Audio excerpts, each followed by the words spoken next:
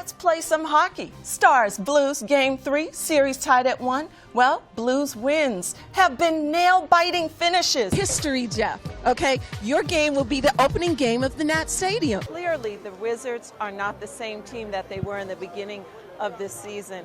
They are definitely a force to be reckoned with. You could see the defending champions here tonight playing a back-and-forth game all night long. And they say that basically he influenced, Muhammad Ali, and he said, listen, would you...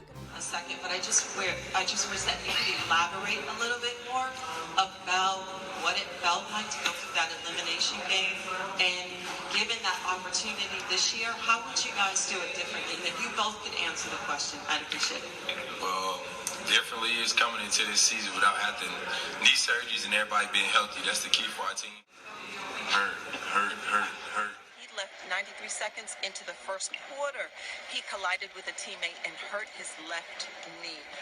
Don't know what's going to happen for the future with the playoffs, but anyway, Kevin Durant never returned back to the game. Hey everybody, I'm Alina Neves, courtside at Capital One Arena, where the Washington Wizards, who are 9-5, take on the Miami Heat, who are 6-8. Now, as you know, the Washington Wizards beat the Heat in Miami, so tonight's going to definitely be a revenge for the Miami Heat. And the big scorer tonight was Bradley Beal with 24 points and 8 assists, as well as Otto Porter. Well, he had 23 points. He was just extraordinary tonight, very clutch. And Thomas Satoransky, who's in for John Wall, he's still out dealing with his knee. Well, he had 10 assists. He is definitely stepping up as their starting point guard. Anyway, a great win. Talked to Scott Brooks. He said tonight the game plan was just basically to step up defensively and to make the 76ers make mistakes. And that's exactly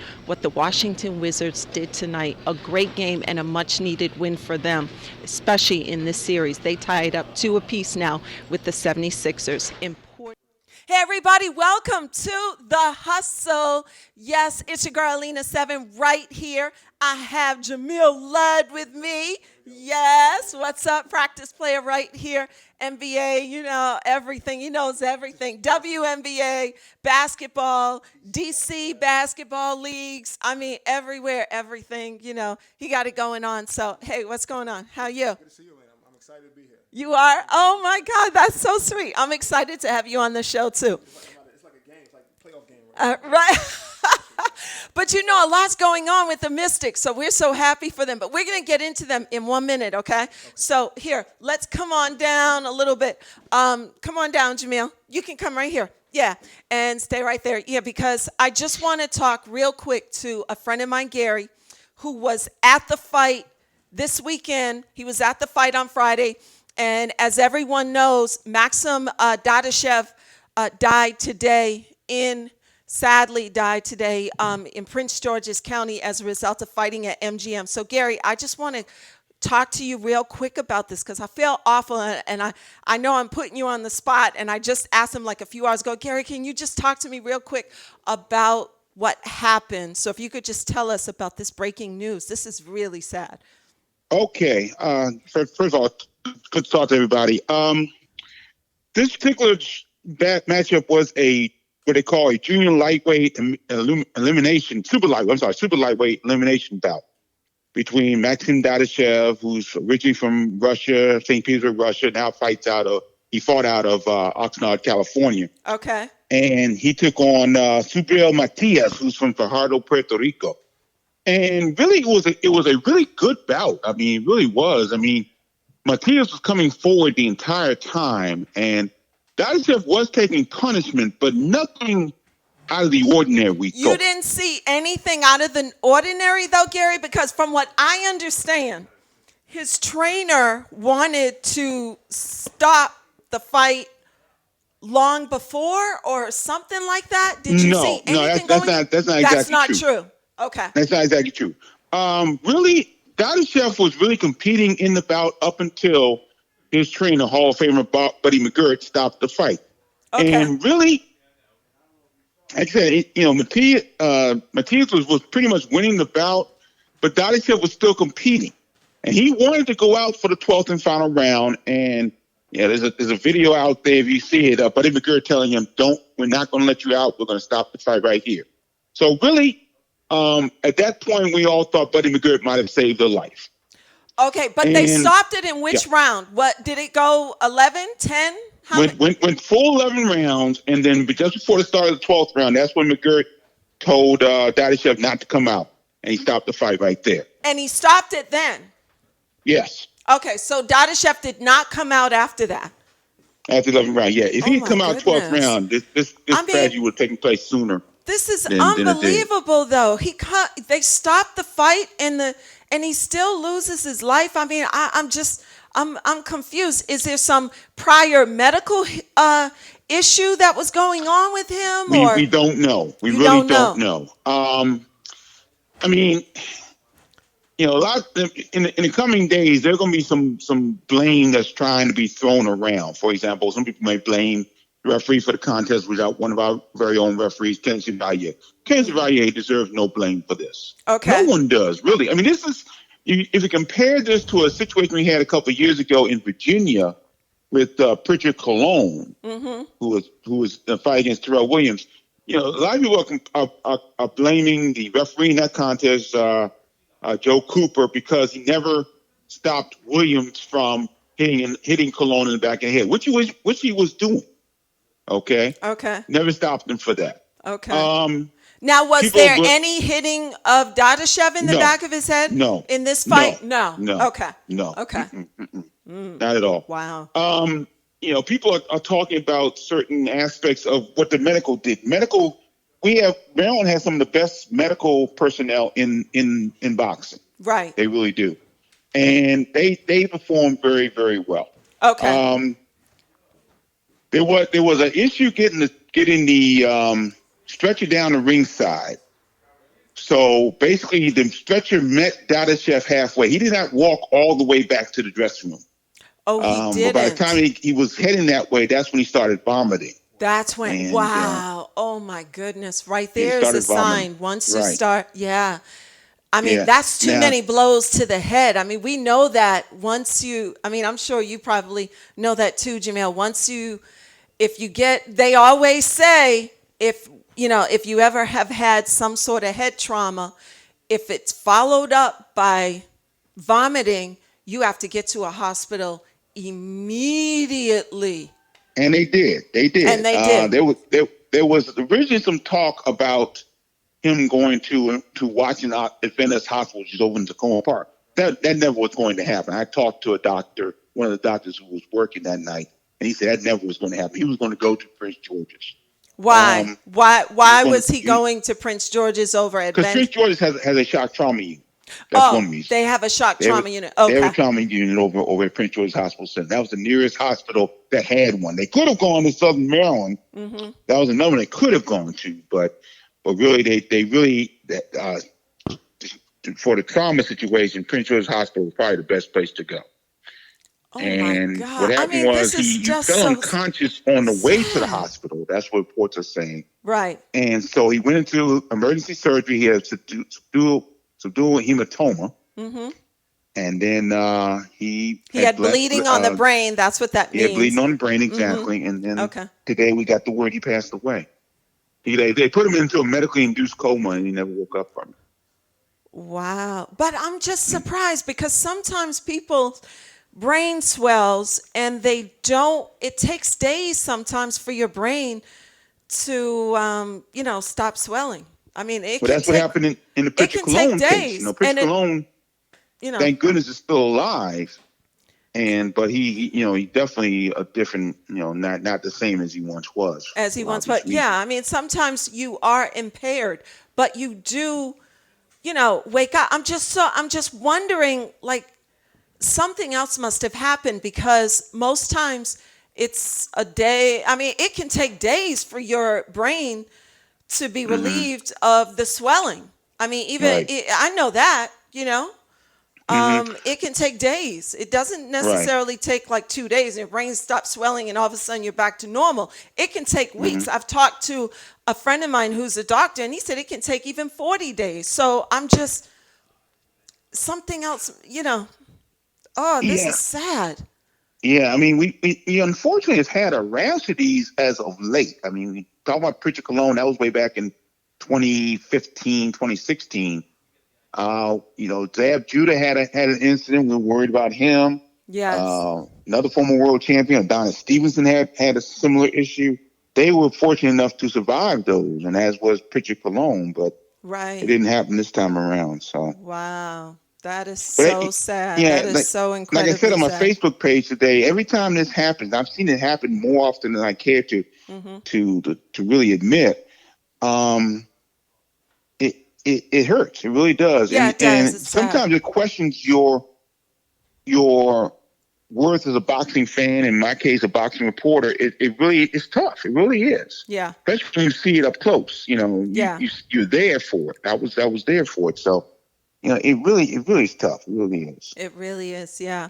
Well, And I know really that you're keeping track on everything, Gary. I'm going to get to my guest, Jamil, but okay. if people want to know more information, where should they go? Because I know you're keeping up on this. I mean, I've been reading all your Facebook posts, so I know that if you go to Gary Digital Williams, but is there anywhere else that you're keeping people abreast on what's going on? Well, I put out a story for Boxing Along the Beltway. Okay, Boxing Along the Beltway. Blogspot.com. I'll be doing a podcast probably about that in a few minutes. Okay. Doing a special podcast about that. Okay. But okay. And I'm on Twitter at Digital25 also. So Twitter Digital25. So if you guys really want to tune in, learn some more, go to Boxing Around the Beltway.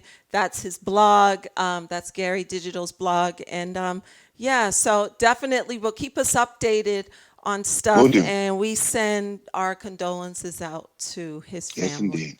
So, and we thank you, Gary, so much. Okay. No problem. Thank you very much, man. Take care. Keep me updated. Okay. Bye-bye. Nice to talk to you. Sad under these circumstances, but okay. Bye, Gary. So on that note, I mean, that's a hard note. I hate to bring you in on that, Jamil. That's okay. But, it just is something we had to cover. We had to, I'm a boxer's granddaughter, so I'm kind of partial to boxers. A lot of people know that now. Not sure if everybody knows that, but yeah, my grandfather was a boxer, and he actually had about 60-something fights. 60, wow. 60-something fights. Yeah, his last fight was like in 1940, 40 or 1948, something like that. But he actually lost his life at sea because he supplemented. Back then, athletes would have to supplement their incomes with doing other things. So he was a fisherman and he got lost at sea. His boat capsized in the state of Massachusetts back then. So, but anyway, besides all of that, how you doing? The Mystics are kicking butt. Super excited. They are. I'm excited for them. Every game, every day, I'm excited for them. Really? Okay, so tell us all that you do. I know that you help them and you're part of the crew and all that stuff. But there's some other stuff that you contribute significantly as well. Not that other stuff is not significant, because you really help out and you keep them motivated and all that. And I know you do. And I've watched you in action anyway, Jamil. But just tell me, what is it like a practice player do? I mean, because I thought that was like really intriguing. I thought it was a lot of fun. And when we talked at the Mystics game, I was like, oh, Jamil, you got to do my show. Yes, right? I know you were like, what is this girl? I just came to say hi, to introduce myself. She already recruited me for her show. Right. I was nervous walking up to you. I was like, that's Elena right. That's a celebrity right there. Look at that. So. Oh, look at you. Yeah, right. No. No, but that was really cool, though. So tell me all that you do as like a practice player for the Washington Mystics. Pretty much. Well, first I'll say, it is a team sport, and from my point of view, life is a team sport. And from my perspective, I have a small role. The Mystics have a full team, far from the executive to the. Right, I know, but who keeps their skills? Right. You know what I'm saying? I mean, I know they play each other, but what kinds of things do you exactly do with them? Yeah, and I feel like the term practice player pretty straightforward. We go in and practice against them. You do. We go in. You go hard though, Jamil. I tell you, Elena. Listen. Do you go hard? So I play every day. Play every day? I play basketball every day, sometimes twice a day. Stop. And I'll tell you, the last time I practiced with the Mystics, they scored on me every single time. So no way. Christy Tolliver. Christy. No, wait. Christy Tolliver got a 3 on you? Tasha Cloud. Tasha Cloud, too. What's she do on you? Hit a jumper? She drove right to the basket. She drove to the... Put her shoulder in my chest and said, and one. No. Yeah. Oh, she said, and one, too, when she finished. She finished. Oh, that's funny. And how about Elena Deladon? She can score on anybody. She can score on anyone. Like, she can score on it. She could score with 10 people in front of her. Exactly. Right? Unbelievable. So patient, so smooth. And she like a goddess out there on the court. Really? And so when you guys are all playing, right, are y'all getting a little mad, though? You know, that these are women scoring on you? I mean, did your ego get a little impacted by that? Because I know as a man, like, you know, if I'm playing like how you played, Jimmy, I'm like, oh, no, no, she can't do that. Right. She can't do that. At first, I felt that way, but then the more I hung around them and the more I played against them, forget gender, they are ball players. So it does, like, they play the game, they play basketball, and that was the most humbling thing, and I'm grateful I got a chance to experience that. Seeing a lady ball player at her peak, and at really, the best. Like they can score. I mean, you know, there's still some size difference, but they like, and they're all, the other thing about the Mystics and women in general, they're good team players. They're good team players. So it's not a lot of ISO ball. You know, they share the ball. They work for the best shot. Okay. And it makes it easier for them to score on guys because a lot of guys like to, you know, they like the James Harden. They like the LeBron James. Yeah. But the ladies, they work for the best shot, and it's just refreshing to play against them and see that kind of basketball. Really? So sharing. Do you go light with them a little bit though? No, you don't. No, you play them like they are men. Exactly. Really? We ideally we want to simulate their opponent. Okay. So we look at me, for example, I watch tape, I watch film of other teams. Right. And whatever role I'm asked to play, sometimes I play power forward, sometimes I play shooting guard. Okay. But whatever role it is, I try to overplay and play, just kind of be extra in everything. Go extra harder, overplay every pass. Right. Because that's only going to make them better. Exactly. Right? Exactly. Yep. Exactly. Yeah. Exactly. So do the coaches ever go like, hey, I want you to block every time Christy Tolliver got the ball, I want you stealing it from her. That's the intention. Do they ever, that's the intention. Do they tell you that though? They do tell us to overplay and overwork, like really push them and make it harder for them in practice. That is one of the things we do. But they're so good, I can't steal a ball from any of them. You can't? No, they are like seriously. And I pride myself on my defense. I think I'm a pretty good defender. Okay. But I mean, like I say, they're just amazing. They're just amazing. Okay. Now this year, I've seen them play defense completely differently than I've ever seen them play defense. And I don't know why. Maybe it's because I know their egos probably got crushed when they were in the playoff. In the finals last year, and Seattle just swept them. And I think that hurt them. Right.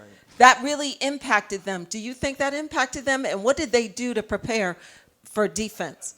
Well, I think that loss impacted them in a positive way. Okay. Because they've never been there. Like the Mystics haven't been in the finals. And I think that first experience, getting a taste of what it feels like to be in a championship game, to have to sell out arena, like to be at I was at the George Mason Arena, when they played in the championship, and it was like sold out. Like I think I saw Lil Wayne there. If not Lil Wayne, I saw his I saw there was like a lot of people there that wouldn't normally be at a Mystics game. And really? So I think that pressure. I think they took that experience and grown from it. And grew from that. Yep. Really? Yep. So, because you've been with them for how long now? This is my third year. This is your third year. Yes, so you've seen what development come from this team? Christy, to me, is a completely different player. I'm telling you. I'm just saying. I've been watching them now real hard for about 3 years as well. Okay. And I've not seen Christy play like she's playing this year. I don't know. I could be wrong, but I'm just saying. What do you think? No, totally. I would say that's a great point. Remember, Christy came from L.A. Yes. She won a championship in L.A. In L.A. She won. She's already won a championship. I forgot about that too. Right. Yeah. And I think they started jail. It took time to. They had to move some pieces around. They added new players, added some youth, like with Ariel Atkins. Obviously, Tasha Cloud came into her own. You see her development. You see the confidence. Yeah, Natasha's a different player. she's a better shooter. Yeah, she's right. Yeah, she's a much more reliable shooter. Exactly. Shooter, because to me, their shooting was good, but now they're unstoppable. Yeah. I mean, they're beating teams by like what? Like 30, 40, almost 50. One game. Almost right. I mean, think about it. I'm like, what? They're beating teams. They're making history. I'm going, wait a minute. This isn't, And then I watched that first game back when Elena Delle Donne first came. No, or she didn't come. No, she hadn't come back yet. I don't believe she played in that game. And they lost, right, to the... Was this Seattle game? No. No, it was the Aces game. Was it the Aces game? Okay. They lost. Vegas. Right, yeah. That was a tough game. That was a tough game because Las Vegas is what, number one in the Western Conference for the WNBA, right? Correct. So that was going to be a battle anyway. Right. Exactly. But I think had Elena been where she is maybe now, it wouldn't have really been that hard, right? I mean, Las Vegas is tough. They're a good team. I mean, they're a good team. They have talent. I think even with Elena, like they're deep. I mean, they have with AJ Wilson. Yes. I mean, and Liz. I mean, they're both 6'6" plus. Yeah. And their guards. They're yeah. They're like giants. Oh my God. Where are they making these women? I said the same thing. Yeah. I mean, they got some giants on that Las Vegas team. I swear, I was on the floor and I watched AJ warm up, and I swear her torso was at my chest. I swear. No way. That's the way it felt. Really? That's the way it felt. Really? Okay. And you're not a short guy. It's just I got like crazy heels on today, so that's the only reason why I'm up here. I'd be like down here to him, but I figured I would just kind of cheat a little bit. Great. Love it.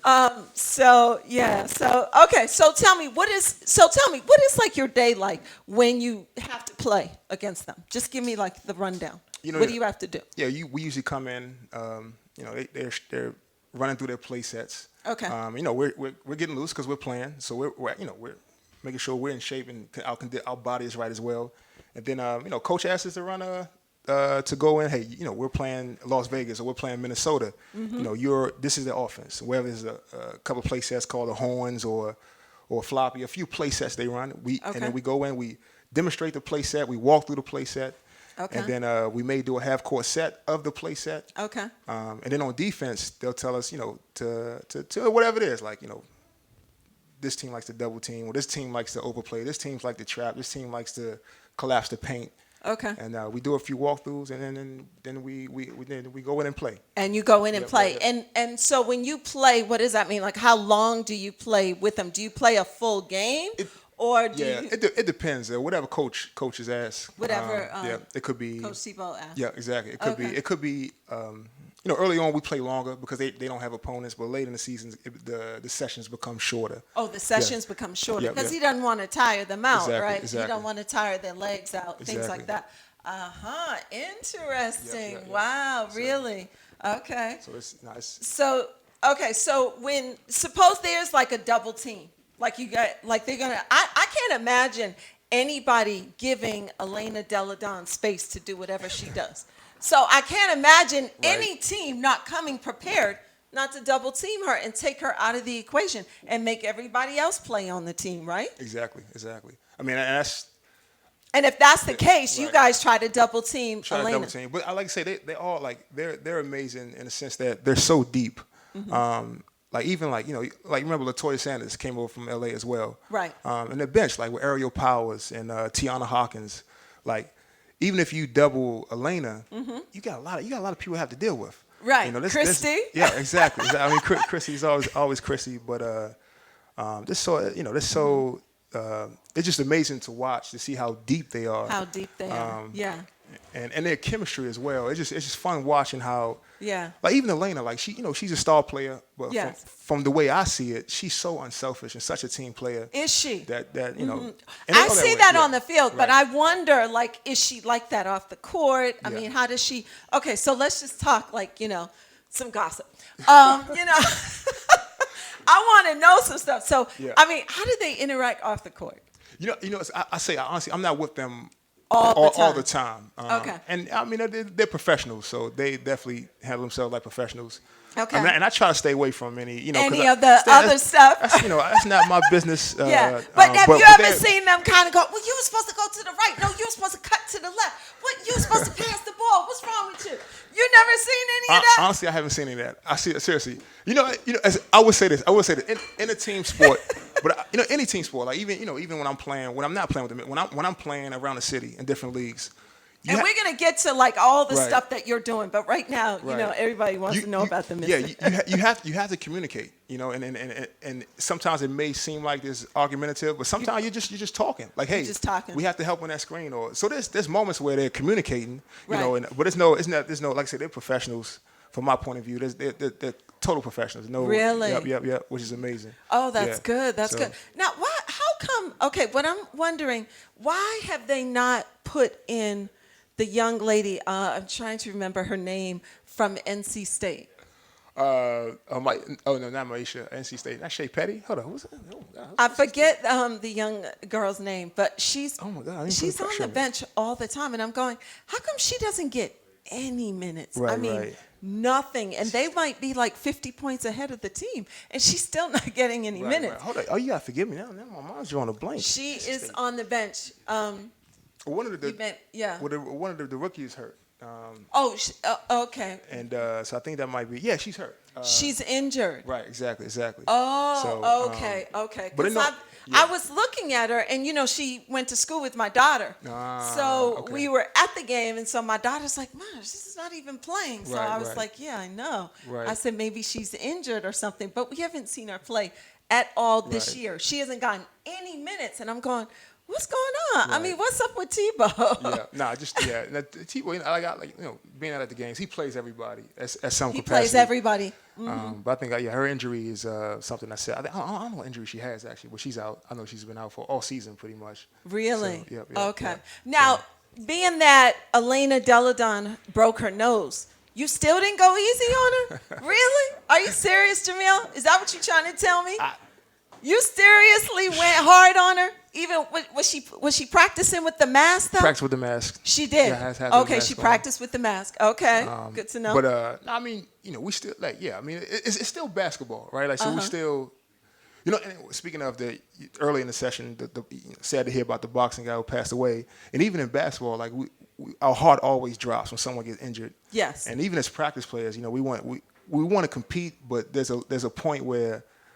We take a step back, and because the last thing you want is a practice player injuring. Like, you don't want to injure a star player. Exactly. Yeah. Or anybody. Like, they're the professionals. They're the pros. We're the Joes. That's what I call it. They're the pros. You're the Joes. But you're contributing right. to a large engine. Right. Yeah. You know what I'm saying? You are contributing. Mm-hmm. So don't diminish your role, Jamil, because you are making a huge contribution no matter what, especially someone like you. And that leads me to my point. Let's talk about all the other stuff that you do, Jamil. So just talk about all the other things that you're doing in terms of basketball. Oh, yeah. So who are you? Who right. is Jamil? Right. How did he get to be where he is with the Mystics? Right. And I ask myself the same thing. Who am I? How did I get here? There's a lot of people that would love to be like in your situation. Yeah. They would love to be a practice player for the Mystics, for the Wizards, you know what I mean? For the G League even, you know what I'm saying? There's a lot of guys. That's great experience. Right. You're interacting with coaches, you're seeing what it takes to be a pro, even if it is WNBA, it's still pro level. Exactly. So go ahead. And I would say, honestly, it just a great, obviously, I'm a faith person, so by the grace of God, and just through luck, so one thing I did decide in my adult life, and I know like the adult life takes people in different directions. Yes. But one thing I did, when life hit me, job loss, lady left me, death in the family. Okay. I always went to the court, I didn't, I don't smoke or drink. I don't really party. Right. But whenever, like from 20 after college, so I'm from here, Okay. And actually up Georgia Avenue, right up the street. Right up the street. Right up the street. Okay. Yep. So I went to Paul Junior High School. Okay. Paul Junior High. Played high school basketball at Gonzaga. Okay. And I got cut my senior year. I was a role player, but I played. It was. But you still kept going. Exactly. Okay. Even in college, like I didn't play basketball in college. I ran track. You did? Oh, you ran track. I ran track in college. What was your event? I was a hurdler. Hurdler. Okay. Sprinter hurdler. So. Okay. Yeah, speed guy. guy. What'd you do? The 110s, the 400 hurdles. The fun stuff. The fun stuff. It's fun. No, seriously, it's fun. It's fun. That's hard. I ran the mile. That's why I know it's hard. I still run though, almost like every day. Yeah, you're in great shape. Yeah, you can practice with the Mystics. Yeah, right. Okay. I ain't play basketball though. Yeah. Okay. Yeah. I could run them down though. That's part of it. Actually, funny one thing about practice player. Like I say, the reason why I'm modest, like I know that there's players out there better than me. There's players with more skill than me. You know, even in the area, and actually, getting to me playing in the area. Okay. I've seen a lot of talent. But one thing, the Mystics, anybody, like any professional team, they demand of us is being a two-way player. Right. Playing defense as well and being in shape. Come this way though, Jimmy. I feel like people can't see you. Right. Okay, go ahead. Playing defense, being in shape. And taking pride on both ends of the floor. Okay. And that's one thing I think they look for, in their practice players. And that's one thing. And I've always been in shape through track. Okay. So like through you say, track. chasing them down. Yeah. I'm telling you. One of the goals is to try to make them work. And but being in shape allows you to do that. Yeah. So what happened? So after college, you still stayed in basketball? Yeah. After college, I picked up a hobby in college of filmmaking. Okay. So after college, my first job was working in video production. Okay. So I was working for like PBS and National Geographic, doing some editing work. Okay. So what I did was I combined the skills in basketball with film. Okay. So after school, I would film myself playing. I would film other people playing. I would film like stuff around. I was in Philadelphia at the time. Okay. So I was filming leagues there. Okay. And I came home. When I came home in 2014 to help the family out, I just like, what did I do from, for the last 5 years? I played basketball, I went to work, and I filmed. So I took everything I did in Philly, brought it back home. Okay. So for the last 5 years, I've been playing a lot of basketball in different leagues, filming games of myself and other teams, doing highlights of people. Whoever it is, like whether it's a guy trying to be a pro player, whether it's a middle schooler trying to get into high school, I would film their games and do little highlight clips. So. And his work is incredible too. I mean, like your video work is really good. It's really good. I love those highlight videos. So if any of you guys are looking to create like some highlight reels of your kids or whatever, they could definitely reach out to you. Definitely reach out to me. Jamil, yeah. Yep. So Instagram is at JLud34 is my Instagram. Okay. I'm accessible so many ways, but that's one good way. That's one good way. Yeah. Okay. So always, are you on Facebook? I'm on Facebook. Jamil? I'm on Facebook. You are just as Jamil Ludd? Jamil Ludd, yes ma'am. Ludd, Jamil Ludd, JMIL, and then LUDD. You could always reach out to you as well if you wanted, because those highlight reels are awesome. Those are really good. Because I was like, Jamil, we need to talk. Okay. Yeah, I know. I'm right. You did say that. Because I want some stuff done, but we'll talk about that off camera. Totally. We'll definitely talk. So go ahead. So finish telling me. So you still were staying involved in basketball. And how does one do that here in D.C. if you still want to participate? Like what kinds of leagues are up and coming? Right. Like what should somebody still, get involved in? No, that's a good question. Actually, I'm a big, it's big to me to see people active. Okay. And growing up here in D.C., basketball was out for me. Like, say you don't have much money, you can't travel, you can't go into camp, or you can't basketball. You can just go to a court, and you work your tail off. You'll have 9 new friends. Like you don't have to know anyone. That's why I love the game, because you can go to a basketball court and not know anybody, and say I have next. Right. And I got next. Yep. That's it. I got next. And then you have an opportunity to showcase your skills, whatever it is, and before you know it, if people like your game, you have 9 new friends, and they'll ask you, can you come back? Come back to you gonna be here tomorrow? Right. So it becomes a contagious game. Yep. And so what I did, I grew up playing the game. I knew I went to Tacoma Rec, Emory Rec Center. Okay. Hamilton, like a lot of courts uptown. A lot of courts. Exactly. In around the area. Yep. Okay. And we went there and competed against each other, Really? And not knowing what we were doing, but we were, you had to fight to get on the court. Right. And that mentality I kept with me as an adult. Okay. So, I had that kind of fight to stay on the court mentality. But now I have a little bit of resource. I have a car now. I have a little bit of cash. Right. I go to, different courts around the city or play in different leagues and have that same mentality of working hard and pushing yourself. Yeah, but how does a guy who is gets cut, you start to wonder, oh, maybe I just don't have it. Maybe okay, maybe I need to go run track. Maybe you know, how do you get that?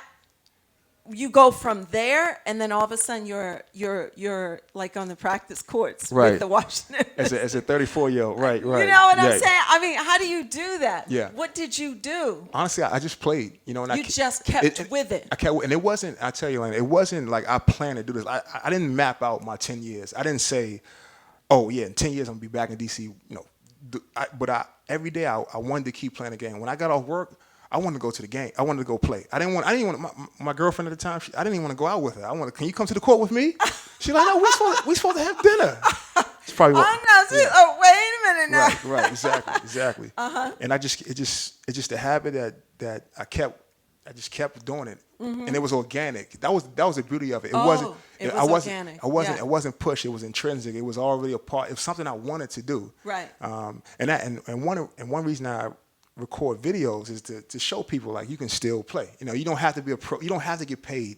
You don't have to be looking to go overseas. You know, even though there's people doing that, it's still a valuable game in so many ways. And you just get out there, and just encourage people to get out. Just get out and be active. Right. Now tell us about the league that you play with, the one that I know. Oh yeah, with Ricky. Oh my God. Because you know we can't sit up here, Ricky Goins and all those guys. They'll be sitting up there like. Right. Oh, you ain't giving no love. Okay, we got you, Jamil. You'll see, you gonna be benched, dude. Right. No, exactly. But we gotta give them some love. DC Basketball Coalition, right? Yeah. Right? The Legend Coalition. Coalition. Run by Ricky Goins. It's a blessing for. That's helped you tremendously, I'm sure, right? Totally, big time. And it gave me confidence to be around guys I know who played at a high level, and to know that I'm right there with them. Right. You know, it was like, wow, I still have it. I can still play. I can still compete. You can still compete. And I'm betting, Right, because when you first were you a little tentative about working with them at first?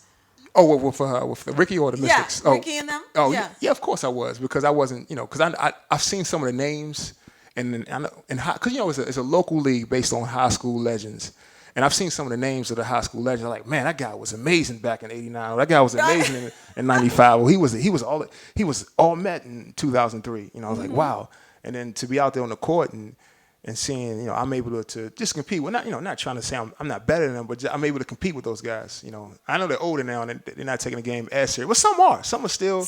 You got a new crop coming, though. Exactly. That's just it. Exactly. Is every year you get a new crop of, coalition, stars. Exactly. And he has a spinoff league of Legend Coalition called the Next 5 League. Okay. And the Next 5 League. And that's open to a lot of. And we played a team that was in their 20s, like fresh out of college. I think the team name was EDAS. I don't know what it stands for. Okay. EDAS.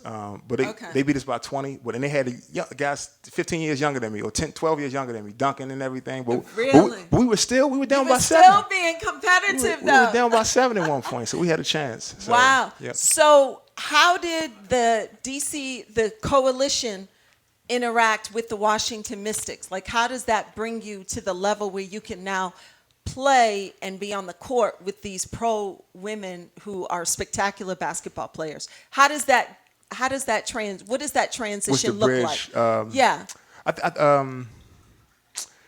think because the guys play a more physical game. Okay. And being able to balance kind of technique with physicality. Okay. It's been a big plus for me transitioning from the coalition to the Mystics. Okay. Because the Mystics are more finesse. Not so much ball movement you can't even make contact, but you learn how to adjust. It's. Oh, so you're saying that playing with women versus playing with men is completely different. Right. Exactly. It's completely different because men are just gonna what? Just mow you down. Mow you down. Knock you back. Yep. No, exactly. But the women are not going to do that. We don't do that as much. It's still like, and when the ladies in the post, they're physical. Of course, they're physical. They're physical, right? Exactly. But on the perimeter, like the guys are more perimeter play, and the ladies work inside more. Like I feel like the ladies play more inside out game. The guys are more outside in. Really? So, yep. Okay, in my experience, okay. yep. So where do you think like, what have you learned? Like, what aspect of your game has improved since you've been playing as a practice player with the Mystics? Oh, so much. I have a list. Really? Entire list. Do you apply that now? 100%. You do 100%. when you play guys, though. So the first thing, and I think about this all the time. Like, because the ladies play more team-oriented game. Yes. I've learned how to be more patient and trust my teammate. Like, 'cause I know, like, when I play like the Legend Coalition, there's a lot of talent, a lot of guys who can create separation with the handle, who can take you to the hole with the handle. Right. But a lot of times you don't even need to do that. Actually, I was playing in a league, and there was one teammate of mine. He dribbled 15 times in one play, just to turn the ball over. Oh, wow. Exactly. But the ladies, they make the right. If you feel like they're making the right decision every time, like if they don't they're have not going to dribble like that. Exactly. They're going to dribble no 15 times and then turn the ball over. They would have passed it by then. Exactly. Right? Exactly. Yeah. And also there's a lot of off-ball movement, which means like if a person has the ball, no one's like standing there watching. Okay. There's a lot of like weak side back screening. There's stuff going on away from the ball. Really? To keep the defense occupied. So do they concentrate on that? Specifically, like Coach Tebow, do they zone in on the people who don't have the ball but are making sure that everybody is in constant movement? Oh yeah, no question. That's stressed. I know that's stressed. It is. Yeah. And even going back, that one reason I was excited about running with the Misses, because even when I played at Gonzaga, that was stressed as well. Like a lot of like off ball movement. No standing around. Exactly. And always be busy. Exactly.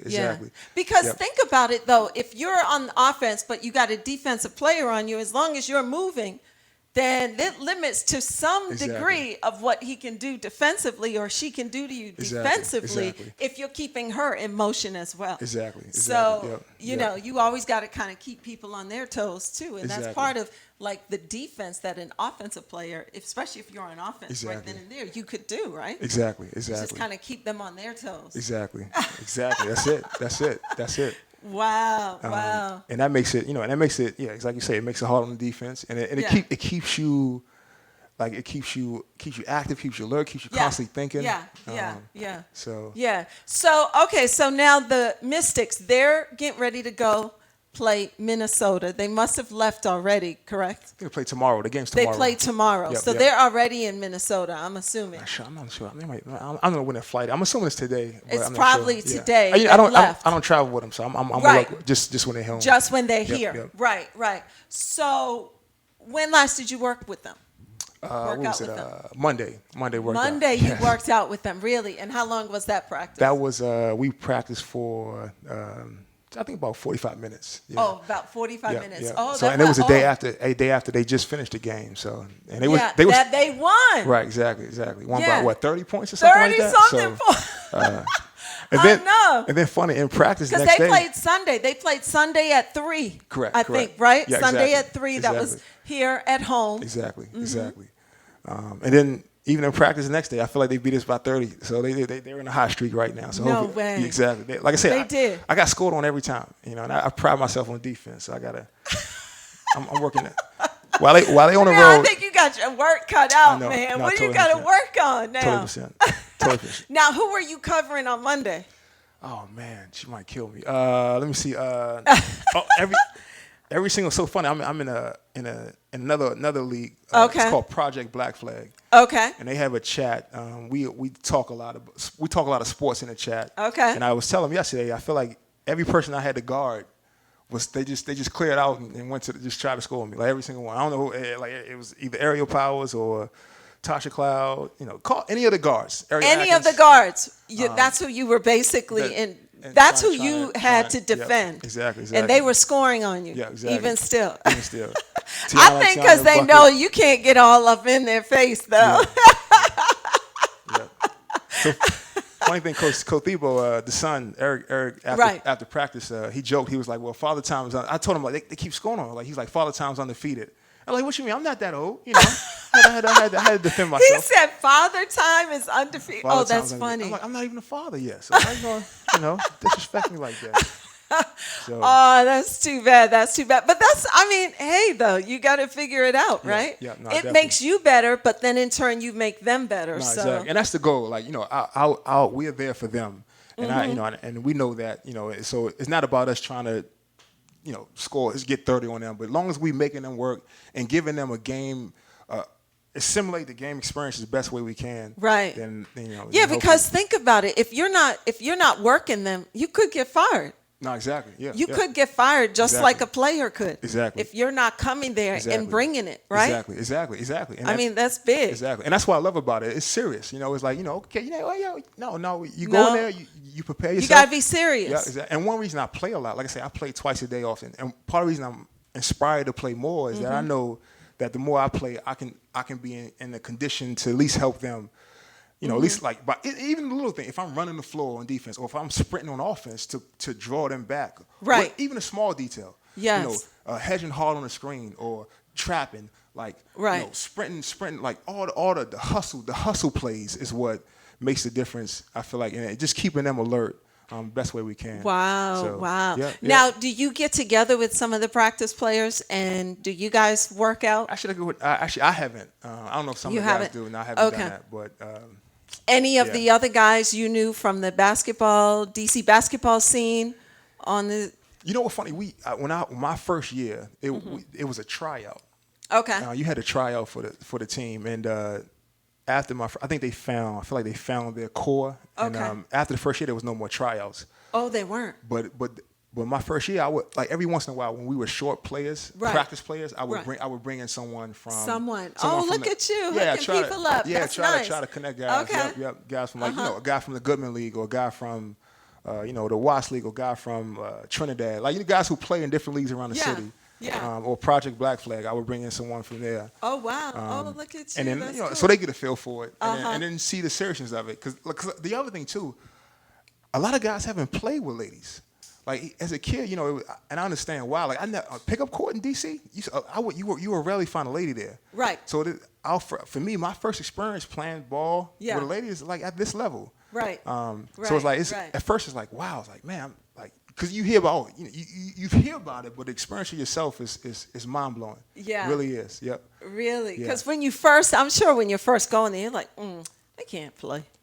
Exactly. No, I mean, I'm sure as a guy, if they can't play, what do they think they are? They ain't no pros. You know what that initial stereotype is real. It's real. It's real. It is I'm sure. And then when she hit a jumper in your face, and then you got to go back fighting through 2 or 3 screens, and she hit another jumper. Yes. It's like holy smoke. And then they also when we practice, they are great help. They're a great team. So they play great help defense. So even if I may think I'm quicker than one of the ladies, so I may drive past her. Right. The help is right there. They rotate well. Oh, they rotate well. They rotate well. They help out. Wow. So it's the purest, to me, it's the purest form of basketball you can ever experience. Right. On both sides. Because they're not all the time. They're not always concentrating on making driving to the basket or shooting a 3. They're more so sometimes just kind of ball movement, right? Concentrating on ball movement, defense, and then.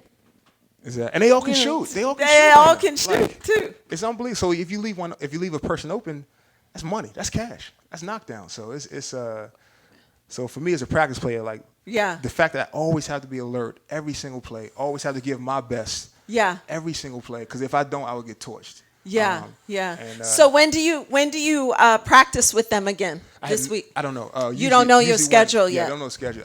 We don't have a schedule. Usually, director would let us know. Let you know. Because coach call. He makes the call. He makes the calls. Yeah, exactly. Oh, okay. Okay. And I just stay ready. I don't make it. I just play. You just stay ready. Stay ready. They call me and just go in there and try to do my part. Wow, that's excellent. But they've kept you now for 3 years. For 3 years, I know, right? That's awesome. Yeah. And you're going to be part of this winning franchise because they're going to win this year. Jamil, they're going to win. That's the goal. That is the goal, for them to come out on top. And I know it. I know it. I believe it. It's just a matter of time and making plays. So, do they play you as hard too, or no? They don't play as hard. They do. They're in game mode. I feel like they're always in game mode. So but I think a lot of times they get a chance to focus on their play sets more. Oh. But they play. It's a game situation. So, you know, if it's an open shot, they're going to take it. Or if they're driving, they drive hard. You know, And like I said, and our goal is to help simulate a game situation for them. So how we react, how we defend. Yeah. I saw an interview, and I think this is so true about Christy Tolliver. Yeah. She's a different player since she's become an assistant coach with the Wizards. Huh. Don't you think so? Huh. She's a different player. To me, she looked like Bradley Beal Jr. out there. She does. To me, she just, the way she runs off a screen and then shoots, I'm like, that looks just like Bradley's moves. That's a great point. I mean, have you ever seen her? I mean, are you comparing? Do you see her enough to see the comparison? Well, you know, she's always had a shot. I mean, you think about the game-winning shot she hit at Maryland against Duke. At Maryland, God versus Duke, and then she won at the LA Sparks. Exactly. I mean, so championship. I mean, she's good. So you already know she. Yeah, but that is a good point. I mean, I think she's always has been a great shooter. She's a better shooter now. Something something. Yes. She's shooting the three like crazy. That's the other thing. I don't remember her shooting percentage that high when she first came to the Washington Mystics. Was her shooting percentage that high? That's a good point. I don't think so. That's a good point. It is higher now. It's much higher now. Right. It is much higher. I know it. I've watched the Mystics enough to know how well they each play. I mean, I'm not as familiar as everyone, but I know Elena Deladon, I know Christy, Natasha. I know their games well enough to know. But Christy, I've really been watching because, you know, especially like 3 years ago, she's definitely a different player. And I think she's she's a leader on the team. I think Bradley Beal has been giving her some training when she was when she was working with the Wizards. You know it. She coming up that screen just like with that jumper, just like Beal. I'm like, what? I'm not surprised. Like I haven't been around them when she was an assistant, so I'm sure that's an experience anyone could learn from. Yeah. So, like even me, like as a practice player, watching them warm up, watching them shoot, pregame and practice. Like I'm learning how to be a better shooter. Just watching what they're doing. Exactly. Really? So, wow. And what is kind of like, what do they do when they come in? Just to, just because I'm nosy. What do they do when they come in? Coming to practice? Yeah. Like I said, when I get there, they're already there. They're already there? So, okay. Treatment first or after? I know. Well, Monday they were getting massages after. I was they were getting massages. Can I get a massage? Can I get a massage? Like no, go home. Like Jamil, go home. You can't get a massage from us. Do they get any kind of food they want? They do have. A lot of times I know the answers to these questions because I've seen them. But anyway, go ahead. No, they do have a chef in the building. So I think he cooks for like the entire staff or the entire crew. But yeah, they definitely like I was eating with Ariel Powers Monday. We was having a meal together after. But they're already there. They're getting ready.